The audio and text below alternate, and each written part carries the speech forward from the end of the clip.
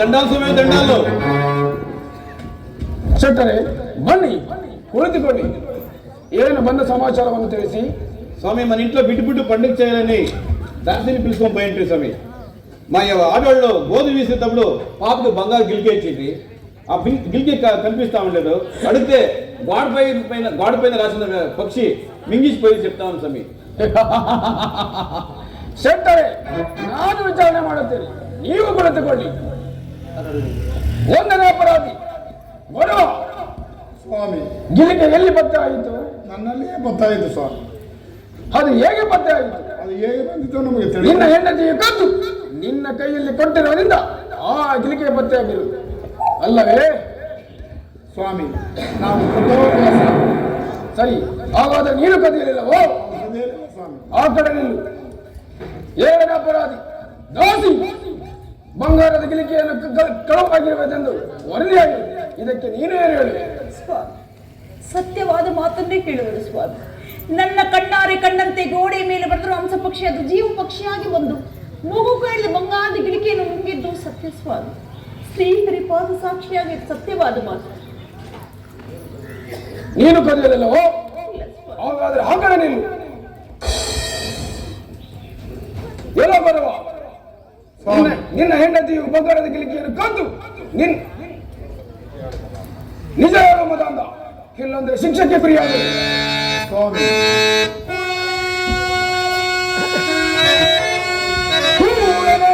ಬಿಡಲು ಈ ಕ್ಷಣದಿ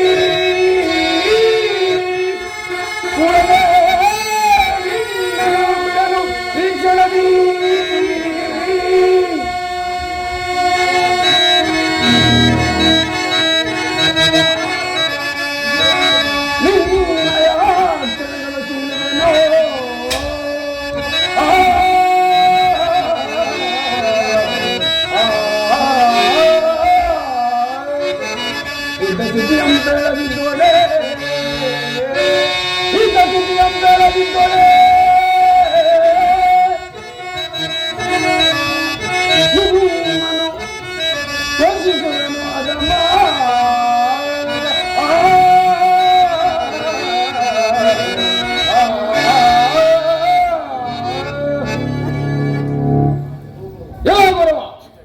ನಿಜ ಹೇಳ ಮದಾಂಧ, ಇಲ್ಲದಿದ್ದರೆ ನಿನ್ನ ಕಣ್ಣುಗಳನ್ನು ಕೀಳಿಸುವೆನು, ನಿನಗೆ ತಕ್ಕ ಶಿಕ್ಷೆಯನ್ನು ವಿಧಿಸುವೆನು. ಸ್ವಾಮಿ, ನಾವು ಏನು ಶಿಕ್ಷೆ ಕೊಟ್ಟರೂ ಅನುಭವಿಸಲು ಸಿದ್ಧರಿದ್ದೇವೆ ಸ್ವಾಮಿ. ಕಷ್ಟಕ್ಕೆ ಧೈರ್ಯ ಹೊಂದಿ ಸುಳ್ಳನ್ನು ಹೇಳೋದಕ್ಕಿಂತ ಸತ್ಯವನ್ನು ಹೇಳಿ ಮೃತ್ಯು ಹೊಂದುವುದೇ ಲೇಸಿ. ನಾವು ಸುಳ್ಳನ್ನು ಹೇಳುವುದಿಲ್ಲ ಸ್ವಾಮಿ. ನಾವು ನಿಜ ಹೇಳಬೇಕಾದರೆ ಗೋಡೆಯ ಮೇಲೆ ಬರೆದಿದ್ದ ಹಂಸ ಪಕ್ಷಿಯು ಜೀವ ಪಕ್ಷಿಯಾಗಿ ಬಂದು ಮಗುವಿನ ಕೈಯಲ್ಲಿದ್ದ ಗಿಲಿಕೆ ತಿಂದು ಮಾಯವಾಯಿತೆಂದು ನನ್ನ ಸತ್ಯ ಕಡೆಯಿಂದ ತಿಳಿದು ಬಂದಿದ್ದೆ ಸ್ವಾಮಿ.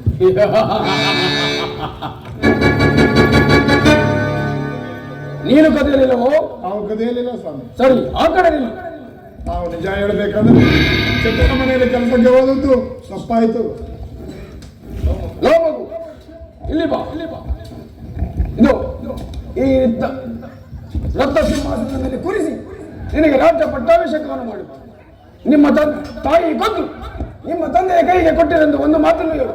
ಸಾಕಾಗಿಲ್ಲ ಸ್ವಾಮಿ, ಏನು ಹೇಳಿದಿರಿ? ಇಲ್ಲದನ್ನು ಪ್ರೇರಣೆ ಮಾಡುವುದು ರಾಜನೀತಿಯೂ ಅಲ್ಲ, ಹಾಗೂ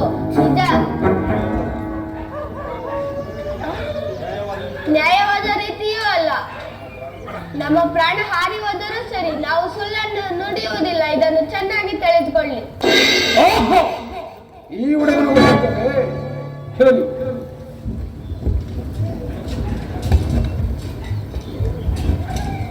ಹೇಳ ಬರುವ ನಿಜ ಹೇಳು ಮದಾಂಧ, ಗಿಲಿಕೆ ಯಾರಲ್ಲಿ ಪತ್ತೆ ಆಯಿತು? ಅದು ಹೇಗೆ ಪತ್ತೆ ಆಯಿತು? ನನ್ನಲ್ಲೇ ಪತ್ತೆ ಆಯಿತು ಸ್ವಾಮಿ. ನಿನ್ನ ಹೆಂಡತಿಯು ಕದ್ದು ನಿನ್ನ ಕೈಗೆ ಕೊಟ್ಟಿರುವುದರಿಂದ ಆ ಗಿಲಿಕೆ ಪತ್ತೆ ಆಗಿರುವುದು ಅಲ್ಲವೇ? ನಮಗೆ ತಿಳಿದಿದೆ ಸ್ವಾಮಿ. ನಾವು ಏನು ಶಿಕ್ಷೆ ಕೊಟ್ಟರೂ ಅನುಭವಿಸಲು ಸಿದ್ಧರಿದ್ದೇವೆ ಸ್ವಾಮಿ. ಆದರೆ ಶೆಟ್ಟರ ಮನೆಯಲ್ಲಿ ಕೆಲಸಕ್ಕೆ ಹೋದದ್ದು ತಪ್ಪಾಯಿತು ಸ್ವಾಮಿ.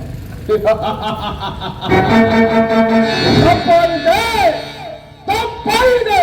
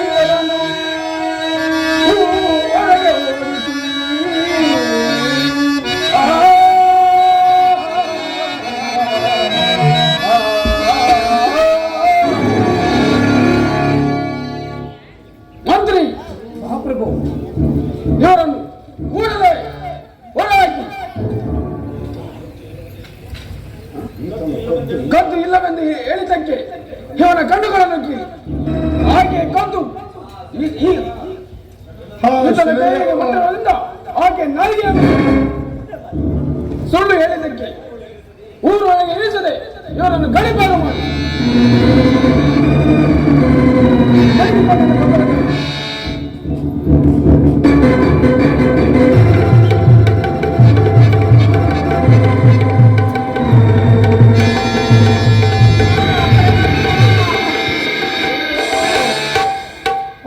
ತಿರುತ್ತಲೇ ಇನ್ನೂ ಜೀವಿಸಿದೆಯ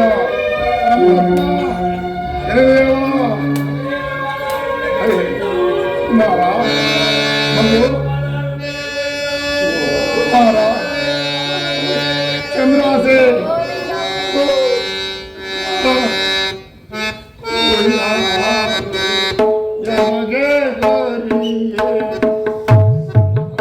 ಮಂತ್ರಿ, ನಿನ್ನ ರಾಜ್ಯವನ್ನು ನೀನೇ ಆಳಿಕೊ. ತೆಗೆದುಕೋ ನಿನ್ನ ಪಟ್ಟದ ಕತ್ತಿಯನ್ನು, ತೆಗೆದುಕೋ ನಿನ್ನ ಮುದ್ದಿನ ಕಿರೀಟವು.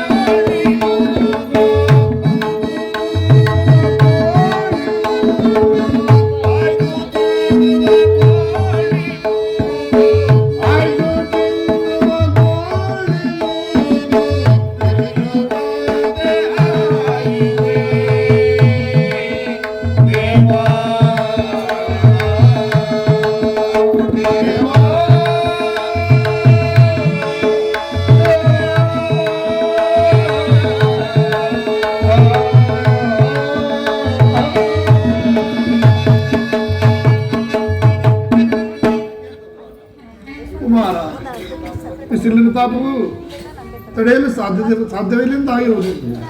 ನಮ್ಮನನ್ನು ಎಲ್ಲಿಯಾದರೂ ಬಿಸಿಲಿನಲ್ಲಿ ಕರೆದುಕೊಂಡು ನಡೆಯಪ್ಪ. ತಂದೆ, ದೂರದಲ್ಲಿ ಒಂದು ಮರವಿರುವುದು, ಅಲ್ಲಿ ಹೋಗಿ ಕುಳಿತುಕೊಂಡೆ. ಬೇಗ ನಡೆಯಪ್ಪ, ಅಲ್ಲಿಗೆ ಹೋಗೋಣ. ನಡೆಯುವು.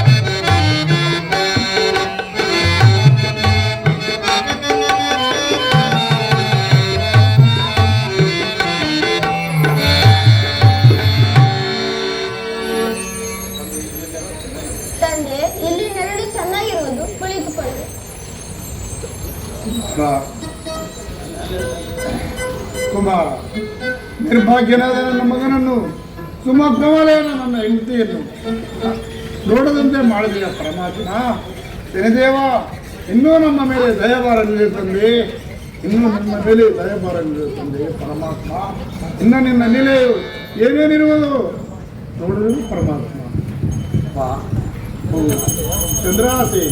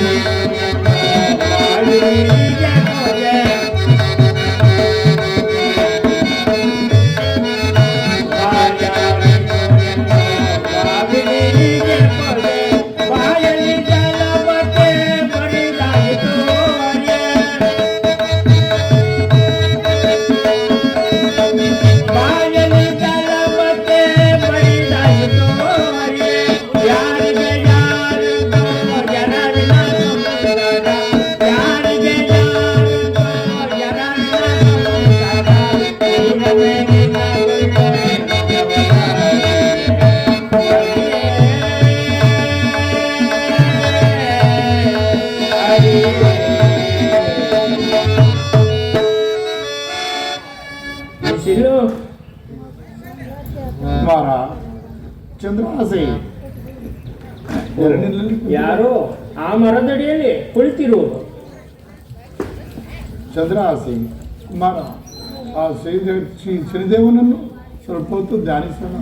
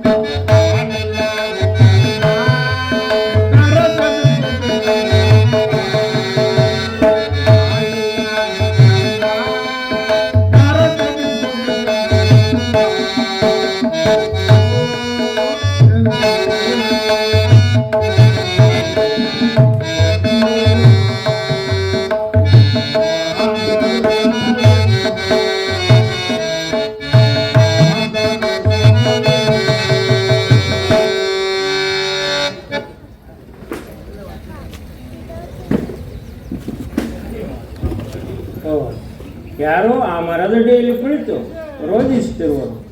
ಹತ್ತಿರಕ್ಕೆ ಹೋಗಿ ವಿಚಾರಿಸೋಣ. ಅಯ್ಯ ಕುರುಡ, ನೀವು ಯಾರು? ಈಕೆ ಏನಾಗಬೇಕು ನಿನಗೆ? ನೀವು ಎಲ್ಲಿಂದ ಬಂದಿರಿ? ಸ್ವಾಮಿ, ನಾವು ದಿಕ್ಕಿಲ್ಲದ ಪರದೇಶಿಗಳು. ಸೌರಾಷ್ಟ್ರಪುರದಿಂದ ಭಿಕ್ಷೆಯನ್ನು ಬೇಡಿಕೊಂಡು ಬಂದೆವು. ಮುಂದೆ ಕಾಳಿಂಗಪುರಕ್ಕೆ ಹೋಗಬೇಕೆಂದೆವು ಸ್ವಾಮಿ. ಅಯ್ಯ, ಆ ಕಾಳಿಂಗಪುರಕ್ಕೆ ಹೋಗಬೇಡಿ. ಕಾರಣವೇನು ಸ್ವಾಮಿ? ಕಾರಣ, ಕಾಳಿಂಗಪುರದ ಸತ್ಯವ್ರತ ಮಹಾರಾಜನು ಕಾರಣದಿಂದ ಹೆಂಡತಿಯನ್ನು ಕರೆದುಕೊಂಡು ಹೊರಟು ಹೋಗಿರುವನು. ಆದ್ದರಿಂದ ದುಷ್ಟಕೇತು ಮಹಾರಾಜನು ಬಂದು ಮುತ್ತಿಗೆಯನ್ನು ಹಾಕಿ ಪ್ರಜೆಗಳಿಗೆ ಬಹಳ ತೊಂದರೆ ಕೊಡುತ್ತಿರುವನು. ಆದ್ದರಿಂದ ಆ ಕಳಿಂಗಪುರಕ್ಕೆ ಹೋಗಬೇಡಿ, ಏನು ಸುಖವಿಲ್ಲ ನಿಮಗೆ.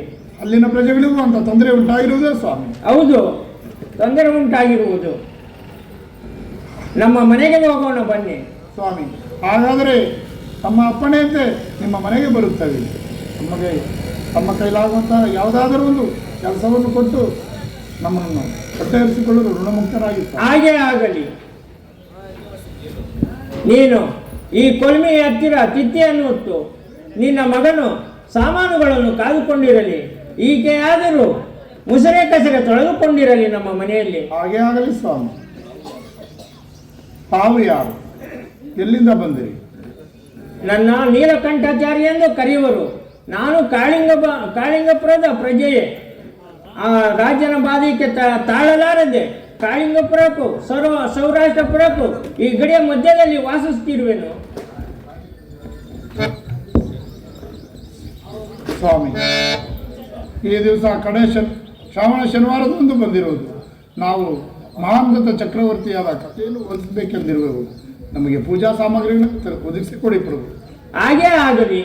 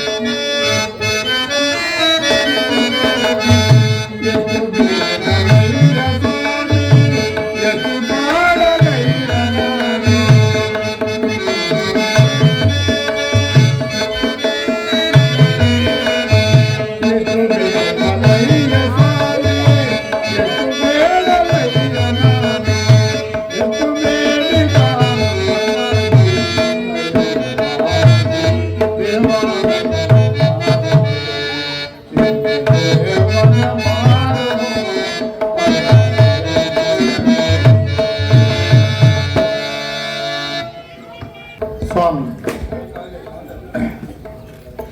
ನೀಲಕಂಠಾಚಾರ್ಯರು,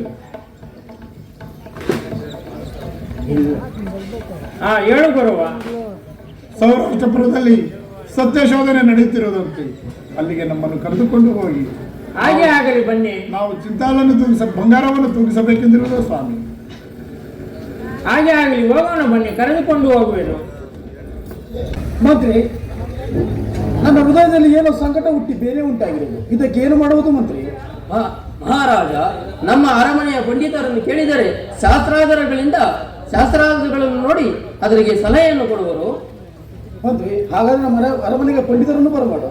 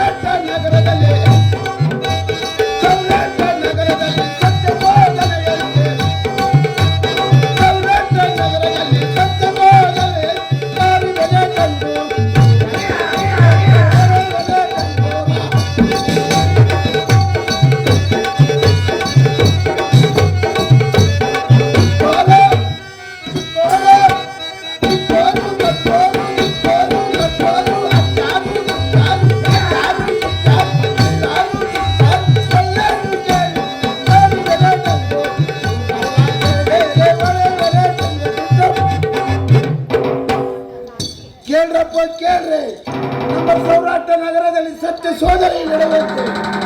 ಯಾರಾದರೂ ಸತ್ಯವಂತರಿದ್ದರೆ ಒಂದು ಊರಿನ ಭಾರಕ್ಕೆ ಮಣಗಟ್ಟಲೆ ಬಂಗಾರವನ್ನು ತೂಗಿಸಿದಾದರೆ ಅವರಿಗೆ ಮಣಗಟ್ಟಲೆ ಬಂಗಾರವನ್ನು ದಾರವಾಗಿ ಕೊಡುವಂತ ಹೇಳಿದ್ದಾರೆ. ಅದು ಅಲ್ಲದೆ ಸ್ತ್ರೀಯರಲ್ಲಿ ಯಾರಾದರೂ ಮುಚ್ಚುತ್ತಿದ್ದರೆ ಅವರ ಮಾಂಗಲ್ಯ ಪ್ರಭಾವದಿಂದ ಮಣಗಟ್ಟಲೆ ಬಂಗಾರವನ್ನು ತೂಗಿಸಿದಾದರೆ ಅವರಿಗೆ ಮಣಗಟ್ಟಲೆ ಬಂಗಾರವು ದಾರವಾಗಿ ಕೊಡುವಂತ ಹೇಳಿದ್ದಾರೆ. ಯಾರಾದರೂ ಇದ್ದರೆ ಬಂದು ತೂಗಿಸಬಹುದು. ಸ್ವಾಮಿ, ನಾವು ಸಿಂತಾಲನ್ನು ತೂಗಿಸಬೇಕೆಂದು ಬಂದಿದ್ದೇವೆ. ಅಭಯ ಕೊಡಿ ಪ್ರಭು. ಎಲ್ಲವೋ ಕಳ್ಳರವನೇ, ನಮ್ಮ ದನಪಾಲರ ಶೆಟ್ಟರ ಮನೆಯಲ್ಲಿ ಬಂಗಾರದ ಕಿಲಿಕೆಯನ್ನು ಕದ್ದು ನನ್ನ ಕೈಯಿಂದಲೇ ಕಣ್ಣುಗಳು ಗಿಡಿಸಿಕೊಂಡ ಚೋರನಲ್ಲವೇ? ಯೋಚಿಸಿ ನೋಡು, ಮರಣದಂಡನೆಗೆ ಗುರಿಯಾಗಬೇಡ. ಪರೋಪಕಾರಕ್ಕೆ ನನ್ನ ಜನ್ಮ ಹುಟ್ಟಿರೋದೇ ಆದರೆ ಒಂದು ಹೂವಿನ ಭಾರಕ್ಕೆ ಮಣಗಟ್ಟಲ್ಲಿ ಬಂಗಾರ ತೂಗಿಸೋದು. ಅಭಯ ಕೊಡಿ ಪ್ರಭು. ಸರಿ, ಹಾಗಾಗಿ ತೂಗಿಸು. ಇದ್ದೇ ಇರೋದಲ್ಲ ಮರಣದಂಡನೆ. ಮಂತ್ರಿ, ಆ ಕುಡರ ಕೈಗೆ ಒಂದು ಪುಷ್ಪವನ್ನು ಕೊಡು.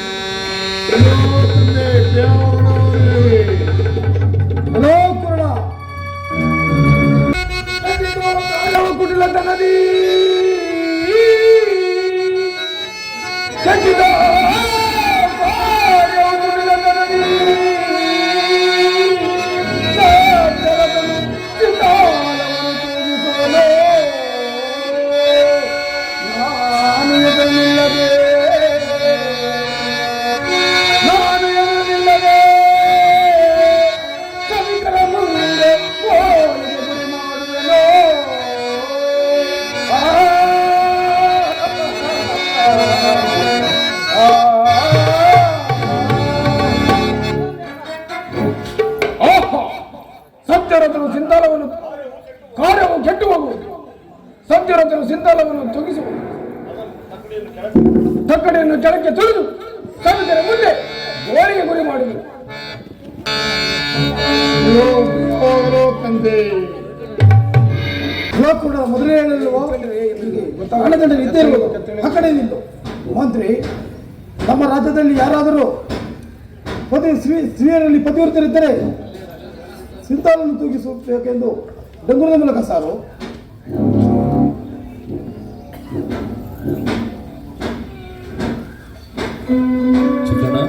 ಓಹೋ, ನಿನ್ನಂತಹ ಕಳ್ಳನಾರಿಯರೆಲ್ಲ ಪತಿವ್ರತಾದ ಮೇಲೆ ನಿಜವಾದ ಪತಿವ್ರತೆಗಳಾದ ಅನಸೂಯ, ಅಹಲ್ಯೆ ಹಾಗೂ ಚಂದ್ರಮತಿ ಇಂದುವರನ್ನು ಕೇಳೋರು. ಯೋಚಿಸಿ ನೋಡು, ಮರಣದಂಡನೆಗೆ ಗುರಿಯಾಗಬೇಡ. ಚಿಂತಾಲನ್ನು ಸೋಗಿಸಿ ನನ್ನನ್ನು ಸುಳ್ಳ ಕೇಳಿಸಿದ ಮೇಲೆ ಸತಿ ಇಲ್ಲದ ಪತಿ ಇಲ್ಲದ ಸತಿಯು ದ್ರೋಣಕ್ಕಿಂತಲೂ ಅಸಾಧ್ಯವಾದ. ನೀನು ಚಿಂತಾಲನ್ನು ತೂಗಿಸು. ಇಲ್ಲ ಗೆಲ್ಲುವೆ, ಇಲ್ಲವಾದರೆ ನನ್ನೊಡನೆ ಮಿಡಿದು ವೀರ ಸ್ವರ್ಗವನ್ನು ಸೇರುವೆ. ಇದಕ್ಕೇನು ಭಯ? ಚಿಂತಾಲನ್ನು ತೂಗಿಸುತ್ತವೆ.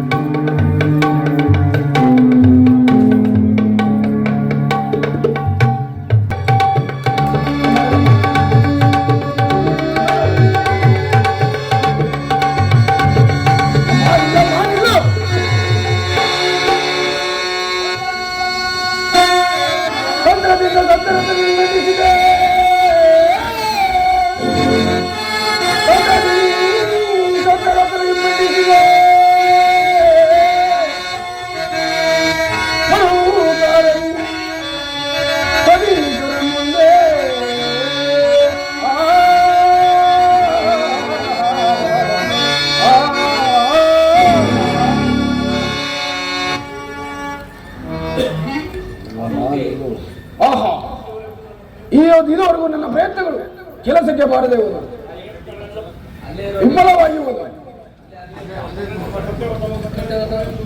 ಸತ್ಯವಂತನ ಸಿಂತಾಲವನ್ನು ತೂಗಿಸುವುದು, ಅದನ್ನು ಇಲ್ಲದಂತೆ ಮಾಡಿ ಸಭಿಕರ ಮುಂದೆ ಗೋಳಿಗೆ ಗುರಿ ಮಾಡುವೆನು. ಈಗ ಅವನ ಪತ್ನಿಯು ಬಂದು ನಿಂತಿರುವಳು. ಈ ಒಂದು ಘಟ ಸರ್ಪವು ಅಡ್ಡ ಬಂದಂತಾಗಿರುವುದು.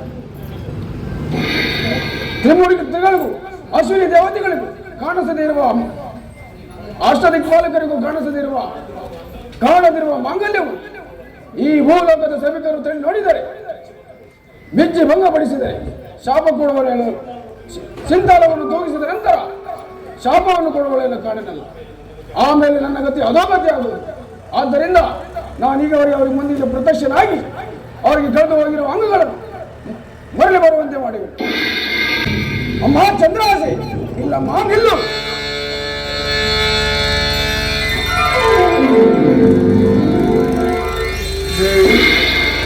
ಚಂದ್ರಾಸೆ ನಿಜವಾಗಿ ಪರಮಾತ್ಮನ ಪ್ರತ್ಯಕ್ಷನಾಗಿದೆ.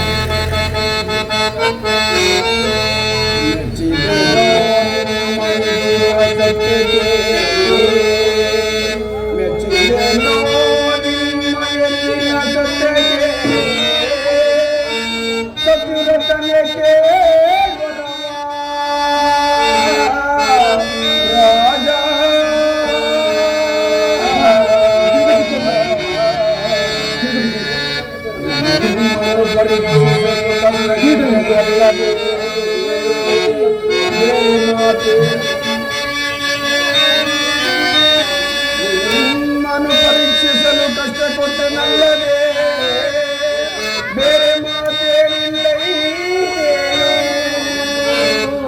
ರಾಜ.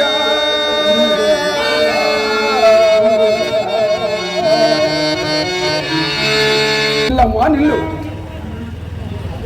ನೀನು ಗೊತ್ತಿರುತ್ತೆ, ನಿನ್ನ ಗಂಡನು ಸತ್ಯವಂತ, ನಿನ್ನ ಮಗನು ಪುಣ್ಯವಂತ. ನಿಮಗೆ ನಾನಾ ಕಷ್ಟಗಳನ್ನು ಕೊಟ್ಟಿರು, ಅದನ್ನು ಮನಸ್ಸಿಗೆ ತಂದುಕೊಳ್ಳದೆ ನಿಮಗೆ ಹುಟ್ಟಿರುವ ಕಷ್ಟವು ಎಲ್ಲಿನಷ್ಟಿಲ್ಲವೆಂದು ನಿಮ್ಮ ಕೈಗೆ ಕಳೆದು ಹೋಗಿರುವ ಅಂಗಗಳು ಬರಲಿ.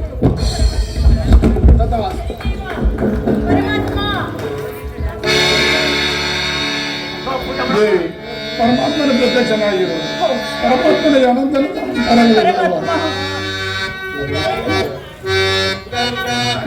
ದಯಾ ದೇವ